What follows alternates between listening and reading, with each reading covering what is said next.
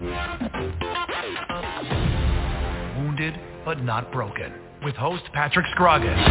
As a U.S. Army attack helicopter pilot deployed in Iraq, Patrick faced a devastating crash, which resulted in him dying, losing a leg, and a slew of broken bones.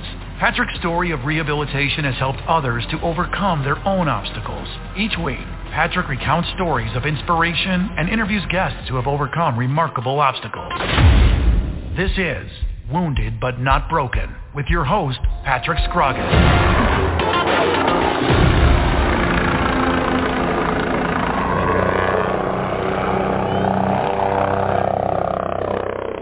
Okay, welcome to Wounded but Not Broken. Tonight is a very special show with a very special guest, and it embodies what it means to be wounded but not broken. This man has given up so much for us to live over the blanket of freedom and has a wonderful attitude despite all of the injuries and odds he's had to overcome. Tonight I have Joel Tavera on. Joel? Hey, what's up? What's up, man? About a flesh wound. Well, yeah, I think as we go along, people are going to realize it's a little bit more than a flesh wound. I know. So how's it in Florida, man? Weather feels perfect right now. Everybody else is crying about this like 40, 30, 40, 50 degree weather. And I'm just in t-shirt, Crocs, and Crocs and shorts, loving life. Yeah, it's probably different for you. I mean, you would probably like the cold a lot better being burnt so bad, right? I mean, you don't dissipate heat. Growing up in North Carolina, I had every season. Like, I was just there this last weekend. On Saturday morning, we got snow. It was like 2-3 inches, and it was melted by the afternoon. It was nice to get like that season. I got snow a few weeks before that in western Tennessee when I was duck hunting. And then the week before that in Reno for Sheep Show, 2 weeks before that, there was not so much snow. It was just nice and cold. It was refreshing. And San Antonio, I was in Port Aransas for some more duck hunting. That was not snowy, but it is what it is. I picked up waterfowl hunting 3 years ago. Yeah, we'll get into the hunting in a little bit, because I think as we get into and people understand what you've been through and what you've overcame, I think it's going to be a much more of a profound message that you have once they find out how bad you're hurt. So, if you would, just give me a general overview of your growing up and your coming to the age of joining the military. Why'd you join and what did you do? I'm a military brat. Dad was a Marine, then retired from the Army Reserves, National Guard, in the Carolinas. So I ended up growing up in North Carolina. I turned ages 3 through 19 in North Carolina. It's a wonderful state. People don't like it. I love it. I miss it. It's home. Home is where the heart is. Vietnam, i.e. Fort Bragg, I don't give them any shout-outs. That's a horrible place. You love it or you hate it. Let's be real here. Most people can relate. Either you love the place or you hate the place. It's interesting. I mean, hey, I didn't grow up around that area. I grew up on the Marine base, Cherry Point. I grew up as a kid. I always thought I wanted to be Marine like my dad. And after high school, I had shoulder surgery senior year of high school. I played all different sports: soccer, basketball, baseball, 1 year wrestling, and then football and track. I hurt my shoulder senior year of high school. I have 3 pins on my shoulder. After losing all that, did a year of college, decided it was time to join the military. My shoulder felt up to par. Walked into every recruiter's office, started with the Navy, then the Air Force, the Marine Corps, then the Army. The Army and the Marine Corps were the promising ones, because the Air Force didn't want really much to do with me because there are plenty of people joining. And the Marine Corps, there's no guarantee of a job, and they wouldn't really waiver me for my shoulder surgery. So I didn't want to go there and be like, hey, you can't join the Marine Corps. Like, damn, that would have sucked. And I went to the Army, like, hey, all the lies, you know how it is. Looked at the options. Air communications job was what I wanted. VT scores, everything else, ASVAB were wonderful. So It was never about the bonus. It was serving our nation because we were at war, and whether there's going to be a draft or not didn't matter. I joined. I got a chance to do what I wanted to do, knock it out, get my life together, because I kind of got in a few bad habits being stuck at home. Moved on. So kind of joined the Army for that reason. Needed to get out with life, get out of home, get away from home. And biggest mistake is I left home. So I did grow up, and now I'm stuck in Florida. Gotcha. So you joined the Army just because, well, I mean, I'm assuming because of what had happened. That had a little bit to do with it, correct, or no? Yeah, 9/11 kind of, I was in high school. I got out of Algebra 2 class and down to my English course, and someone had came into the room like this, like they stopped the class, like, hey, they came in, they turned on the TV in the room, like, everybody, watch this. And I watched the towers get hit. I was like, oh, the second tower. Like, oh, snap. I already knew that people from my church were going to be gone on deployment. It wasn't until 2 years later the deployment started. They didn't officially declare war until 2003. So I was in junior, like a year and a half later. Units are being pushed, moved out, deployed. And, so people from my church were gone for 6-7 months at a time as Marines deployed for 6-7 month deployments, sometimes 8 months at the most. And, things were empty. So started seeing the differences to people being gone. And I was like, well, maybe this will be done by the time I'm out of high school. Nope. So knowing that was coming along, we had no clue how long it was going to be dragged for. It was dragged out for a long time. A year after high school, I decided to join the military. So I wanted to, I guess, call it window shopping. Yeah. But at first, I was like, I'd never join the Army. That was the service I ended up joining. So, gotcha. Okay. So you joined the Army, and your MOS was what? 25 uniform, signal support specialist. Signal support specialist. Yep. Gotcha. And so you joined the Army, you went through basic, you did all that, went through your training. So what was your first deployment? Only deployment. Only deployment, okay. Yeah. Only deployment was to Iraq. Where were you at? I was in Nasiriyah, and I was off of Camp Delta. I was pushed around a few different places, so it was a hop, skip, grab my stuff, jump on a plane or jump on a helo or jump on a convoy and go. Right.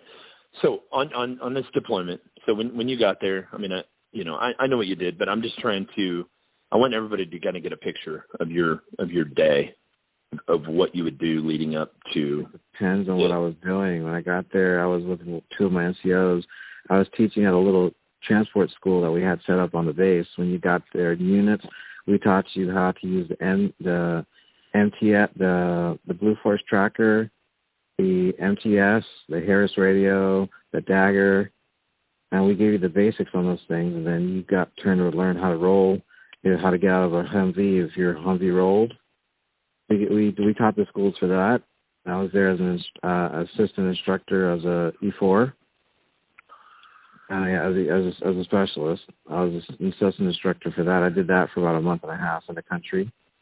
Then I picked up working on the FARP, the Field Ammunition Refill Point. I was working on the FARP with communications, keeping things running. Then I was working with the CPM, which is another thing in the communications world.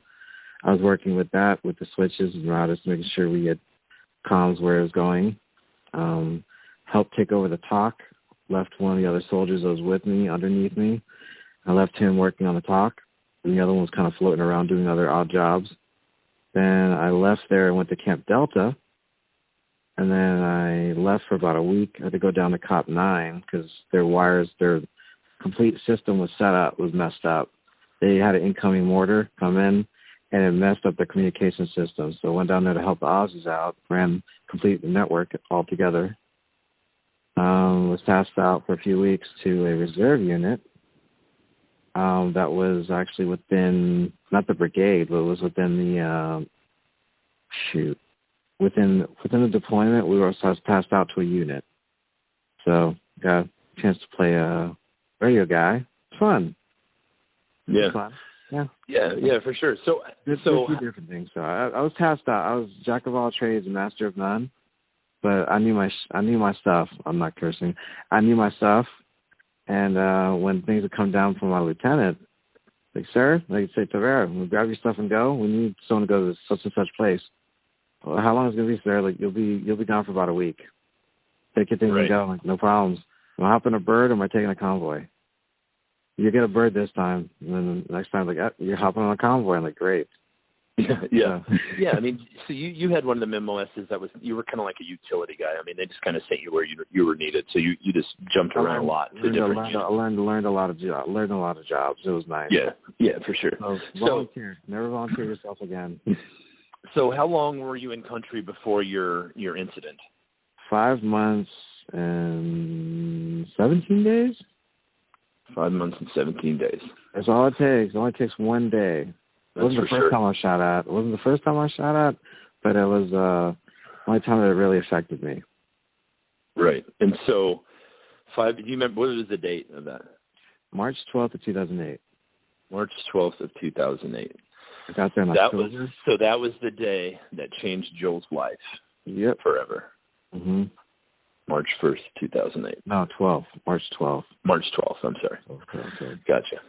Well, so we're going to break, word from our sponsors, and when we come back, we're going to start there, March 12th of 2008. Got it. All right, we'll be right back. No problems. Put your weapon next to mine. Put your weapon next to mine. You're listening to Wounded But Not Broken with host Patrick Scroggin. We will be right back after a word from our sponsors. Hey, right on down the line. Come on over. What's not over? My father was the best truck driver I've ever known in my life. Like a family tradition. I'm a truck driver myself. I drove around the state with my cat. To be the truck driver, you not just only see where you go, you see the world in the larger perspective. This is a really good time to be in the trucking industry. The dispatchers get good loads for them. The equipment is very new, and then it's very reliable. At GTS Transportation, we make dreams come true by employing truck drivers, dispatchers, mechanics, and many other occupations. Consider joining our rapidly expanding team where we put quality, human dignity, and respect back into the workforce. Contact us by visiting our website at gtscarrier.com or call us at 847-754-4667. That number again, 847-754-4667. Dallas Corporation and Dallas Logistics, a proud supporter of the Veterans Radio broadcast for over 15 years. High-quality printing services and warehouse distribution have been our hallmark since 1985, serving Fortune 100 companies for over 35 years. Check us out at www.dallascorp.com.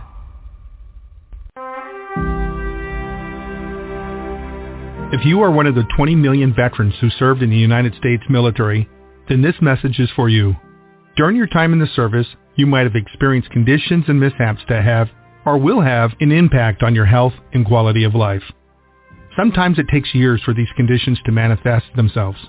Most veterans ignore the early warning signs and therefore miss opportunities that could have improved their health or extended their life. It is important that you identify underlying conditions early while you have a chance to make a difference. The VDAC software was created to help you identify presumptive service-connected conditions as well as assist you with filling out any of your VA disability forms. Not every veteran wants to file a claim. However, knowing what health issues to be aware of is an added benefit of living a long, healthy life. For those who want to file for their VA disability, the VDAC application greatly simplifies and expedites this process and therefore produces a perfectly filled out VA disability form with supporting material. For more information, go to nifv.org. Again, that's nifv.org. The goal of VDAC, the Veterans Disability Application Caddy, is to empower you, the veteran, with a quick and easy tool that aids you with filling out your VA disability forms. Welcome back to Wounded But Not Broken with host Patrick Scroggin. Hello, everybody. Welcome back. We're here with Joel. We're just getting to March 12, 2008, of his injury. And I want to quickly, I'm just going to kind of go over the injuries that I know. Joel was burnt pretty bad. He lost his sight. He lost his right leg below the knee.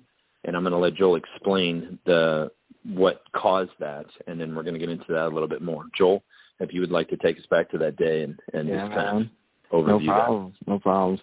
It was a rocket attack. They put those rockets on drums, those waist drums, on a little. They put on a little trajectory brackets, and they set them on a time lapse. You destroyed a lot of those at nighttime. For sure. Yeah. Yeah, they did, and the lucky shot was on a Tuesday morning. March 12th of 2008 was a Tuesday morning, if I remember right. Got off the bus and this there on the base to get to my unit, to where I needed to get situated. I had volunteered the day before. Actually, I was kind of tasked out, and I volunteered to take a duty that a lazy soldier didn't want to take, because he just wasn't motivated. I was like, what the hell? I'm gone in 2 days. I'm going to go on my term leave, and not terminal leave to get out of the military, but on my mid-tour leave. And I actually didn't need to be on that unit. I did not have to be on that. I volunteered unnecessarily. I was like, whatever. What could have hurt? Well, it did hurt. It hurt a lot. It wasn't bad. The rockets, I heard the first one hit their camp. Second one started whistling. Like, oh, great. I braced, opened the door, hit the truck, I swung out. It killed 3 of the 5 guys. It injured me pretty drastically. They had to remove a piece of my skull in the Middle East. My left hand was mostly burnt down to the bone, so it's been reconstructed. I'm missing my fingertips. Shrapnel all over the place, behind my brain, behind my eyes. One eye was blown out completely. The other one was fried like an egg. What else? Was burned over 65%. And I did lose the right leg below the knee. So missing one leg, have a hammer toe on my left foot. It's been pretty interesting.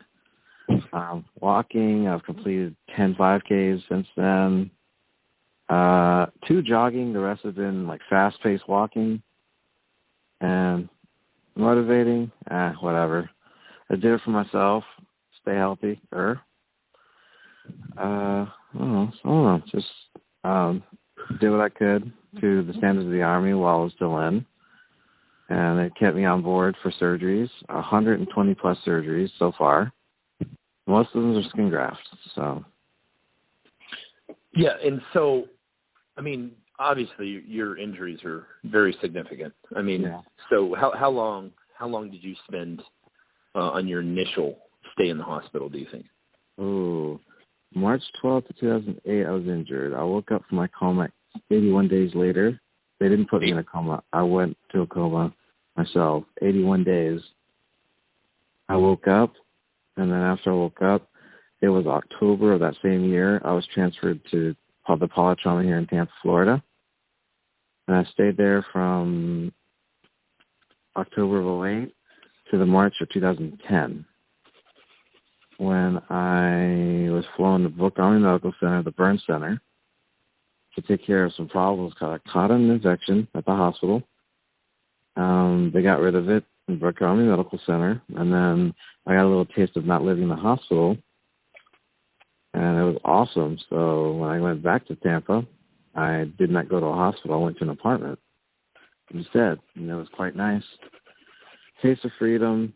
Sucks living in the hospital when you have to, but when I really didn't have to, so it worked out nicely in my favor.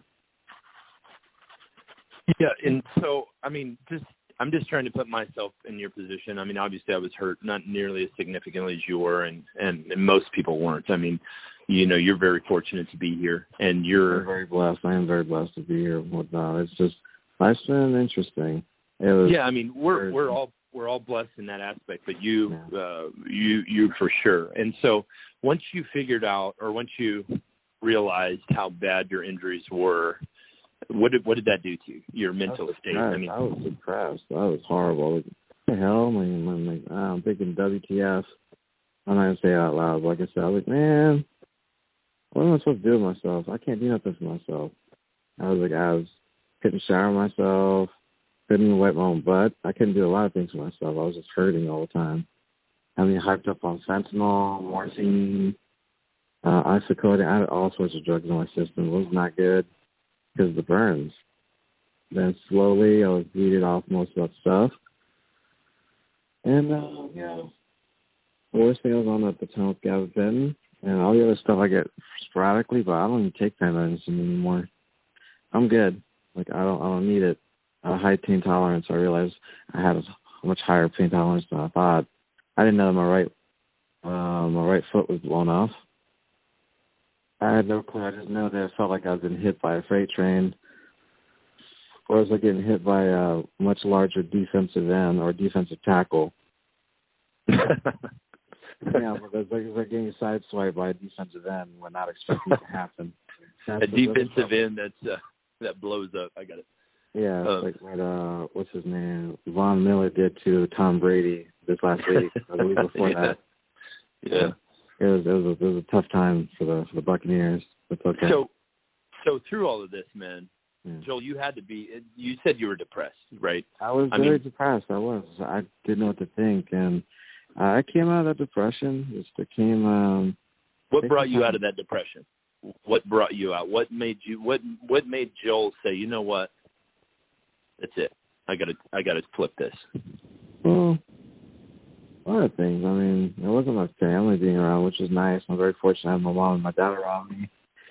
My friends' support and a lot of people praying for me. It's just it all came to on a Saturday morning because being a burn patient, I was about an inch and a half taller than I am now. I went from like 217 down to like 139 pounds when I was in a coma. I went to just skin and bones. It was pretty depressing. And they were bulking me up. Insure and boost. Lots of fat. Insure, it's famous. Oh, God, it was horrible. It was bad. I did the same thing.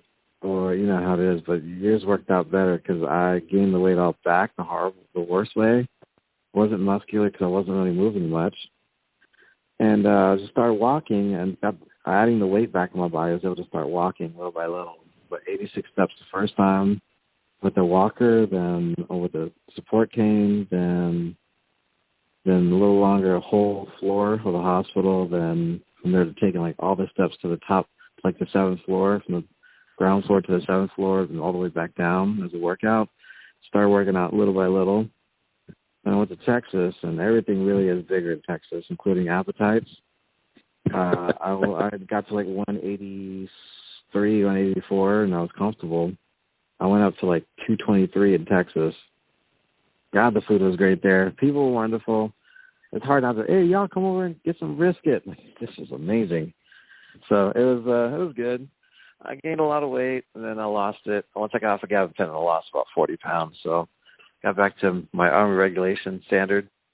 It still was kind of fat to me, but whatever. There's a few things that changed. It was the support I had around me, and God. My faith helped me a lot. Praying a lot, and then my moments. Saturday mornings is always my favorite. Dad would go pick me up Sonic toaster sandwich with tater tots and a large orange juice. I was excited. In my mornings, I just feel inspired to pray by myself and do other things. And I had a moment that hit me, and I felt like something was coming to me because I wrote music and I love music. And I had my dad come back in, like, Dad, write this down for me real quick, like just thought process. And little by little, I had to recite what was going through my mind. And they did.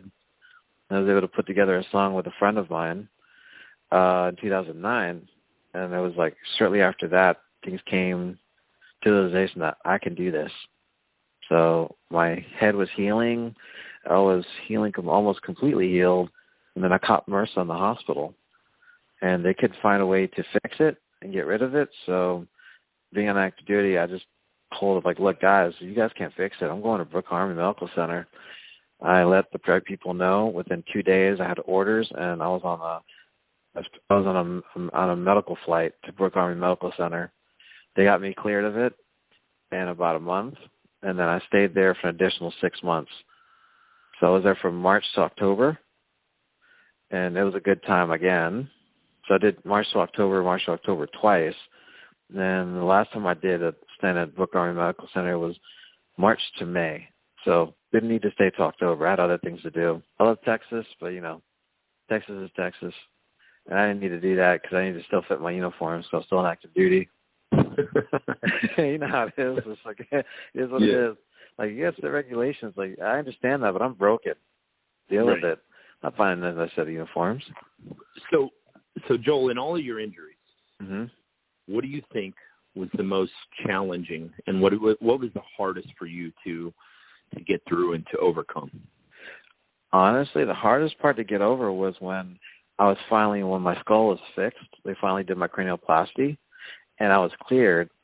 The day after my 27th birthday, I went to blind school in Chicago, Illinois. I went there. My parents took me up there. They left.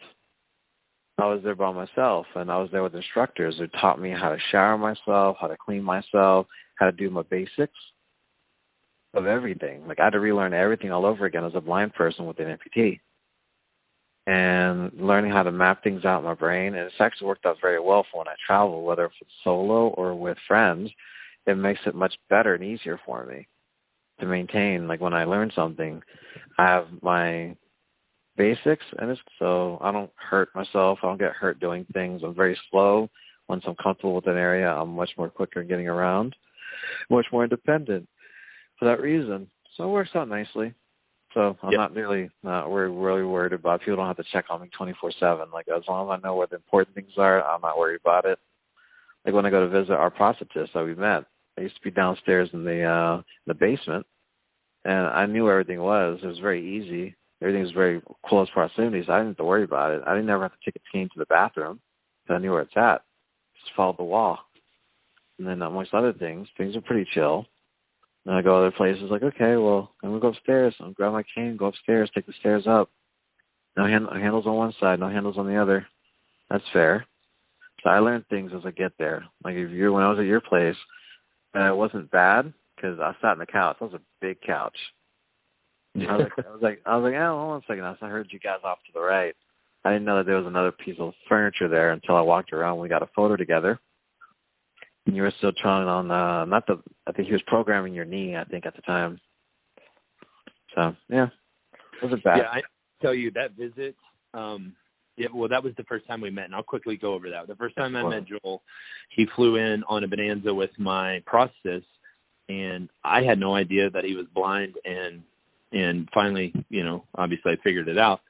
But watching Joel navigate my house and upstairs and downstairs and all throughout it, it was mesmerizing to me.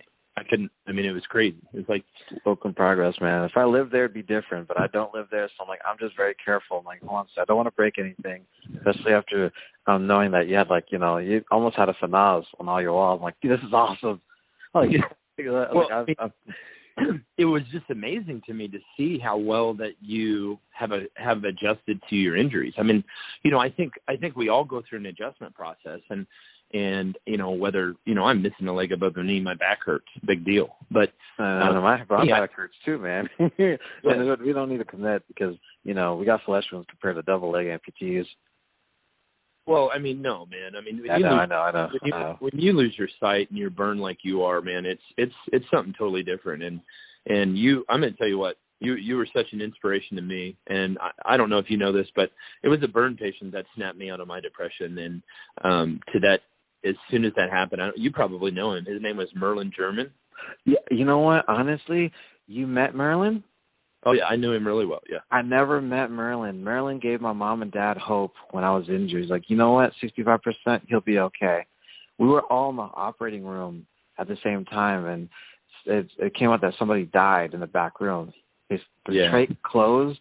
I was under surgery at the time that happened.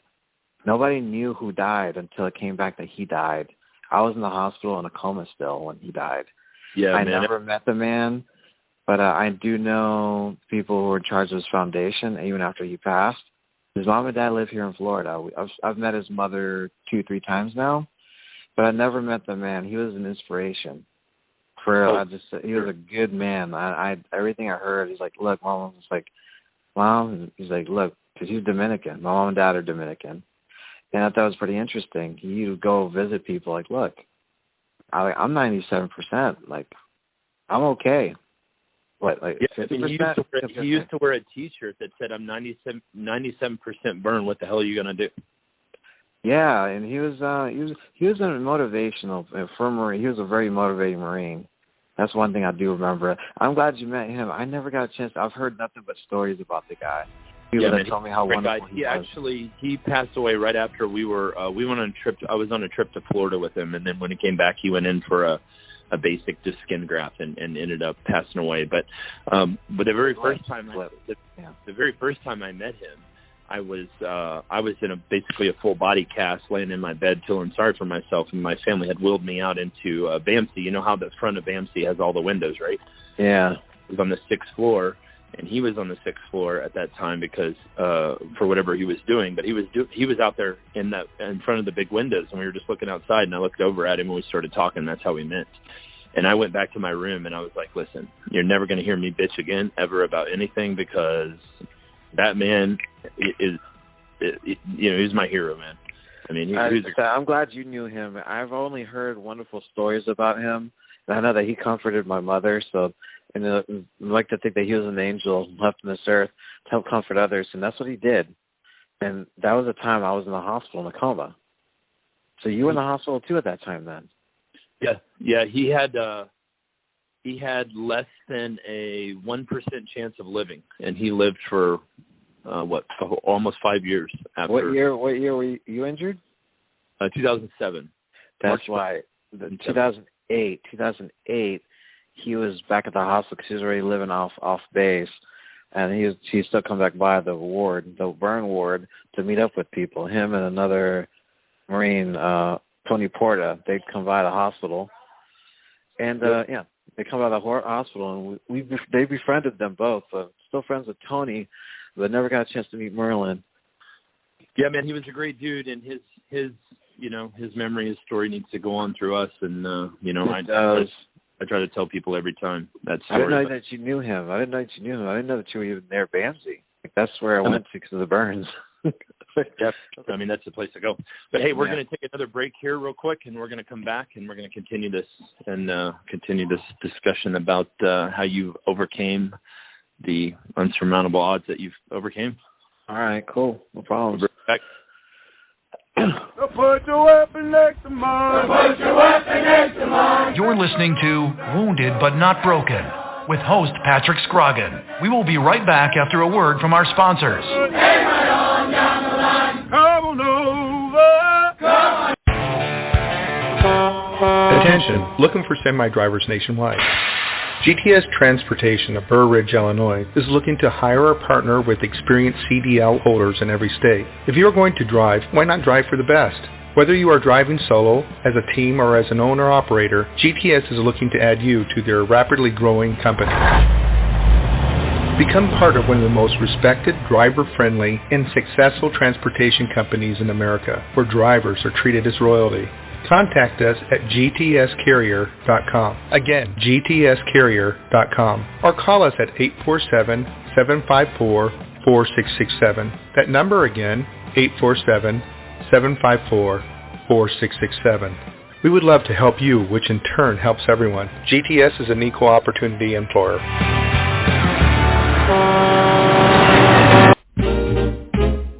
Dallas Corporation and Dallas Logistics, a proud supporter of the Veterans Broadcast Network for over 19 years.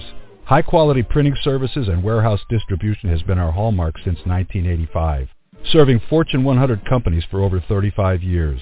Check us out at www.dallascorp.com.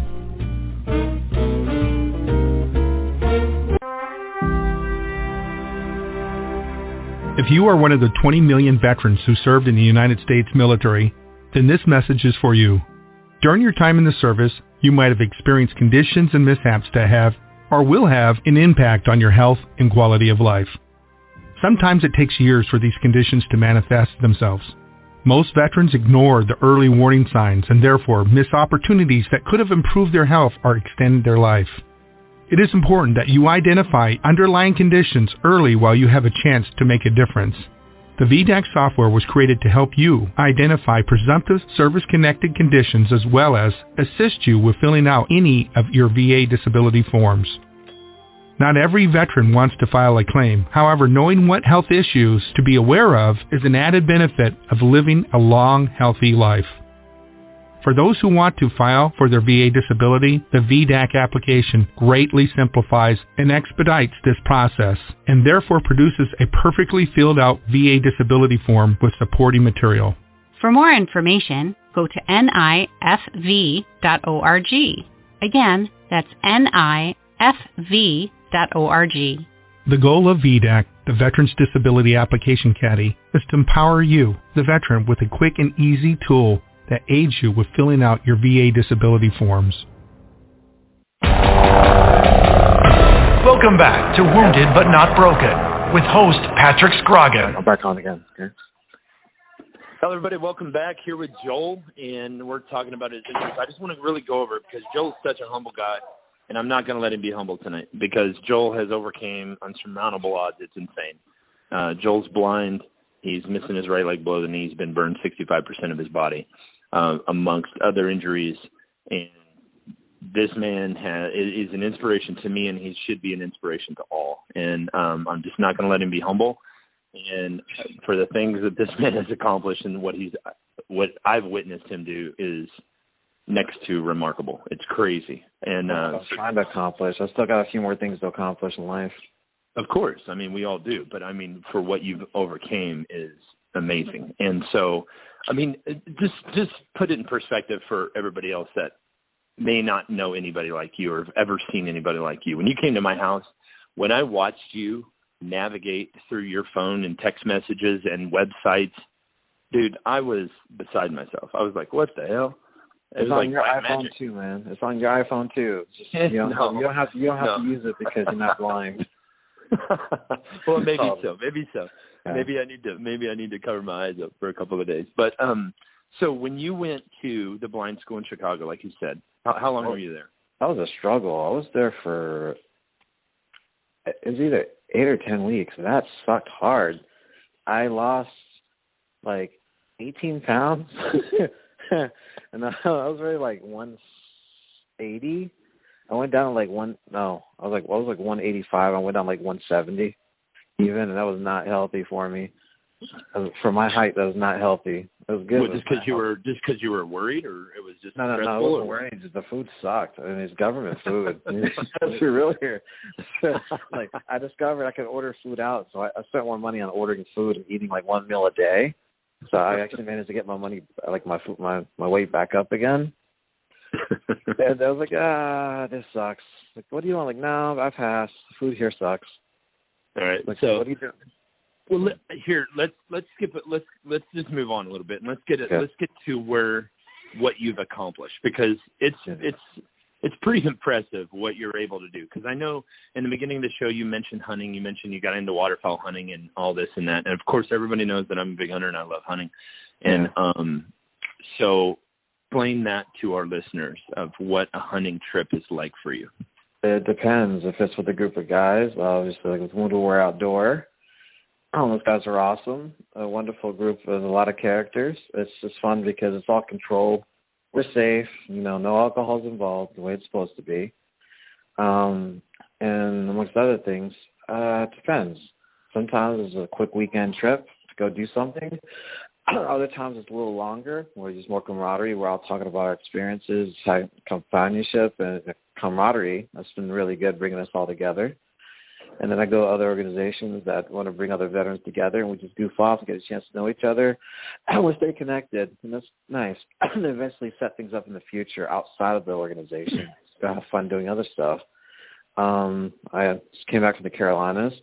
I got an Alaskan tundra swan tag that I drew, so my last chance to fill that would be this next Saturday on a disabled The day is a disabled hunt day, and also it's the youth day too for ducks and for any other waterfowl. So I will go film my tag this next Saturday. So that's kind of nice. So that's kind of what I'm getting at. So people that are listening, they're like, this guy's blind. How in the hell is he hunting? So explain to them. Yeah. My shotgun. Turns out I can have a laser on my shotgun. Most people can't, because once a duck sees it, they fly off. If a duck would decoy in, turn the laser on far above them, and if it's green, it's visible within 15 to 25 yards. I'm just guided to left, down, left, right, left. Shoot. I pop one shot, second shot, and that's it. I usually get rid of the animal. Harvest it, I guess you could say. Then we recover it. Either we have the dog go get it, or a human goes out there and they act as a retrieving dog, which works well for me because me and cold water don't get along too well. I don't think anybody likes cold water, to be honest. If you do, you're crazy, or you're probably a Navy SEAL. It's just how it is. You know how these guys are. They're good people, though. Let me see. It's been good.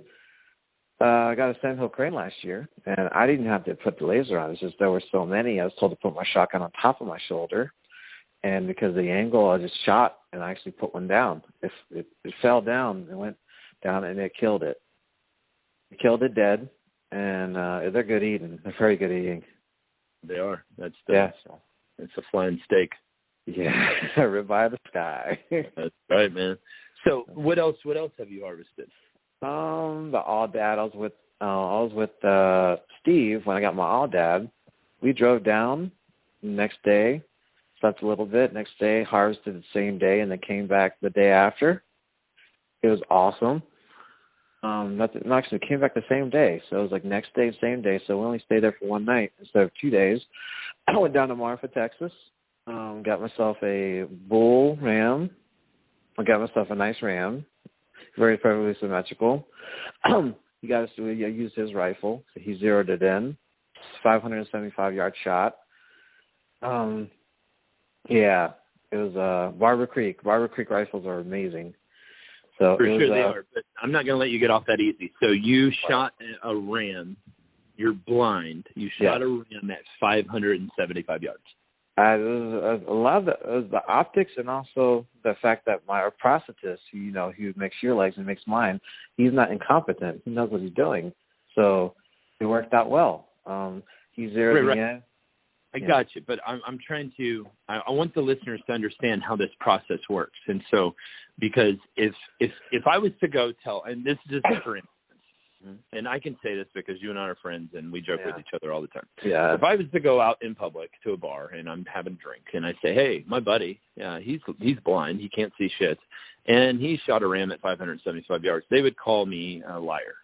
And so that's There's 5 people who witnessed it. One of them is very skeptical. I mean, he's not a Texan, but he does walk around with a big old belt buckle. So, it's kind of skeptical. He tells the truth most of the time, but I don't know if he's always telling the truth. Good man, though. Good man.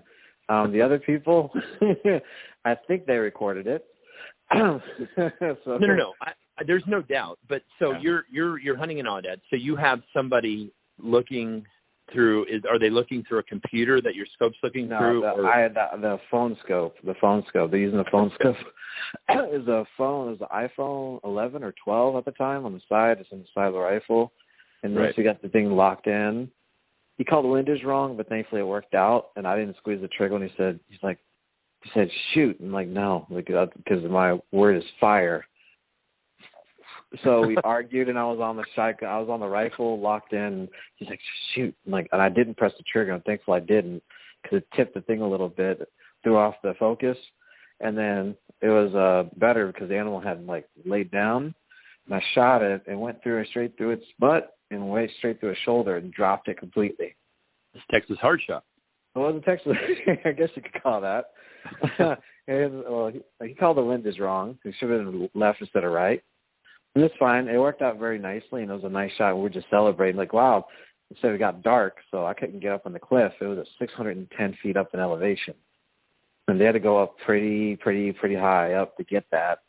They caped it and brought it down for me, and it was good. And I'm like, I I'd love to get up there, but you had 3 grown humans getting up there, and they were falling in the process of trying to get up there.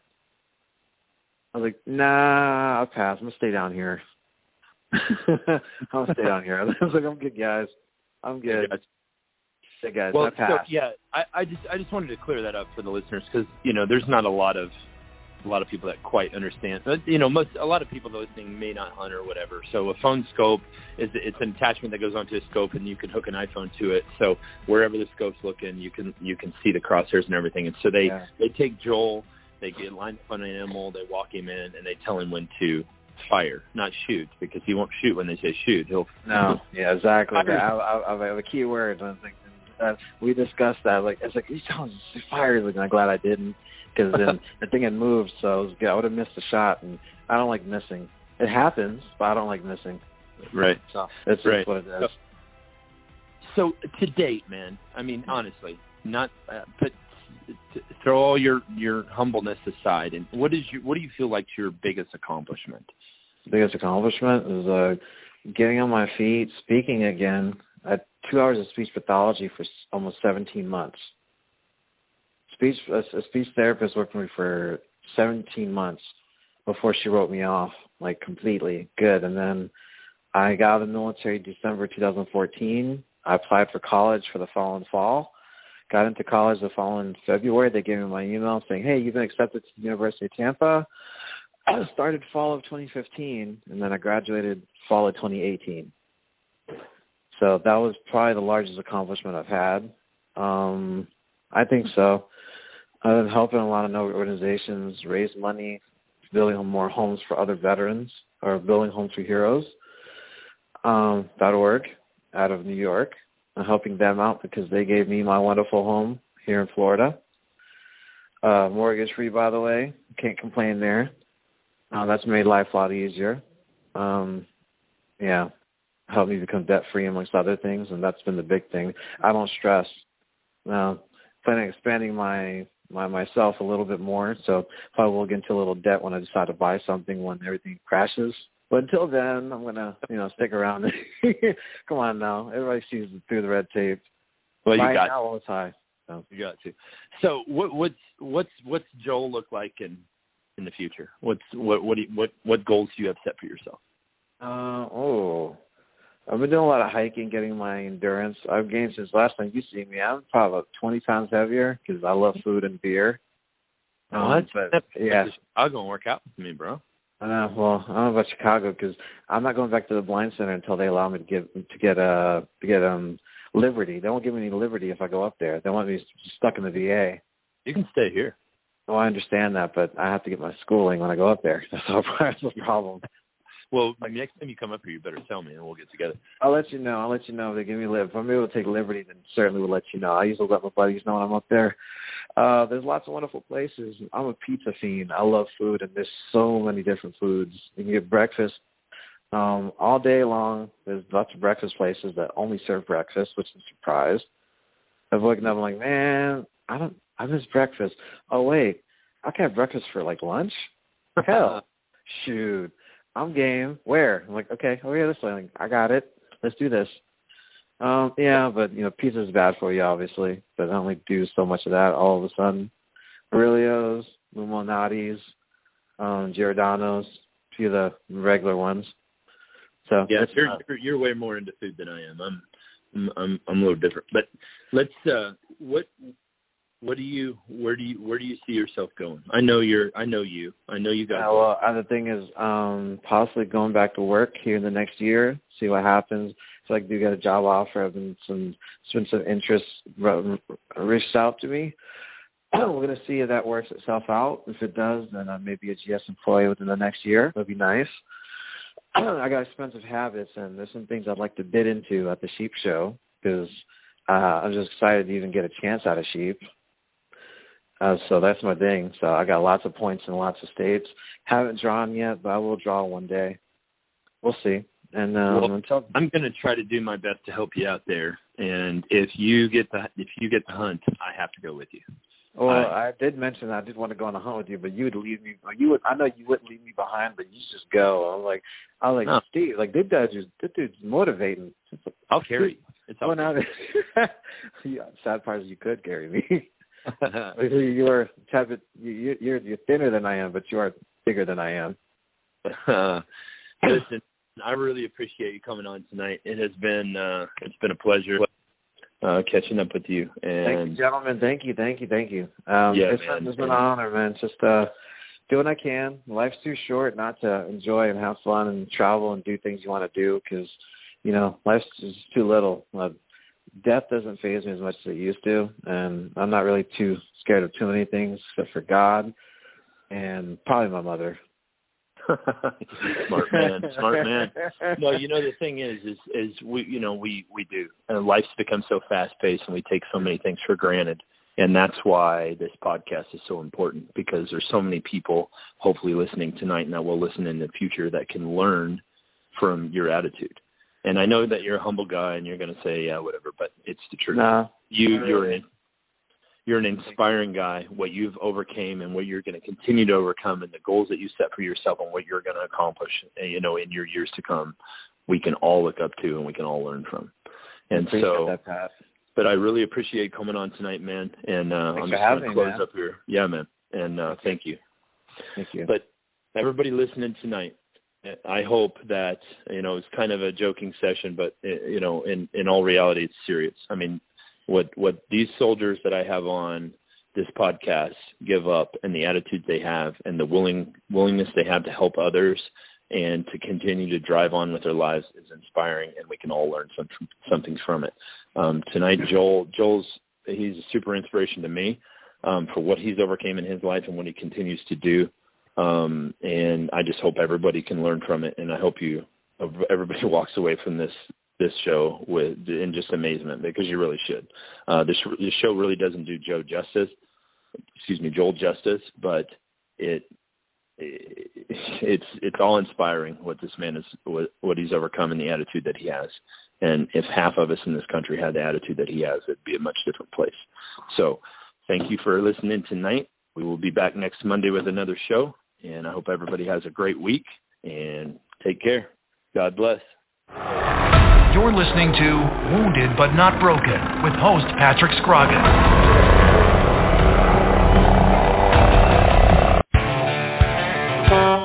Attention, looking for semi-drivers nationwide. GTS Transportation of Burr Ridge, Illinois is looking to hire or partner with experienced CDL holders in every state. If you are going to drive, why not drive for the best? Whether you are driving solo, as a team, or as an owner-operator, GTS is looking to add you to their rapidly growing company. Become part of one of the most respected, driver-friendly, and successful transportation companies in America, where drivers are treated as royalty. Contact us at gtscarrier.com. Again, gtscarrier.com. Or call us at 847-754-4667. That number again, 847-754-4667. We would love to help you, which in turn helps everyone. GTS is an equal opportunity employer.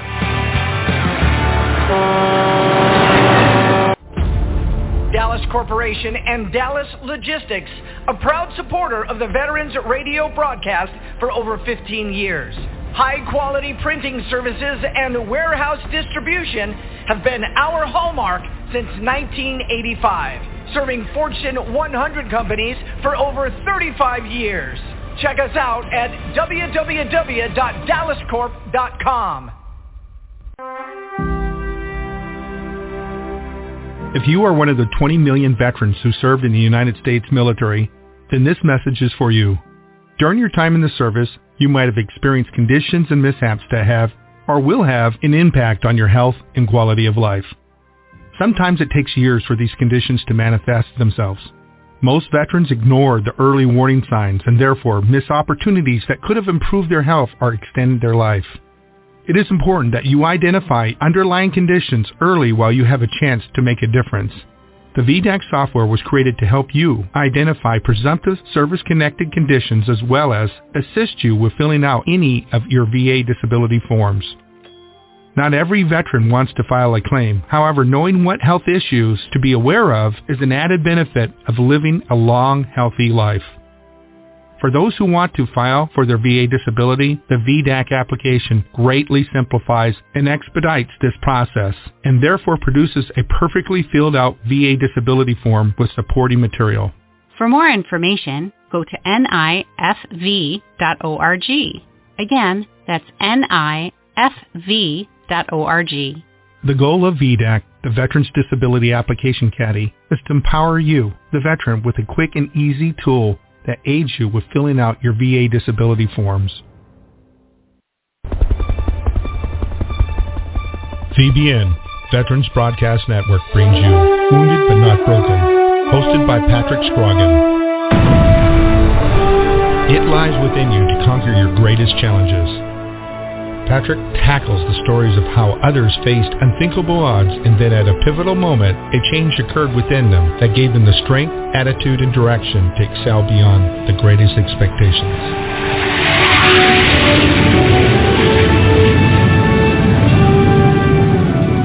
Listen every week and learn how it is possible to defeat the impossible.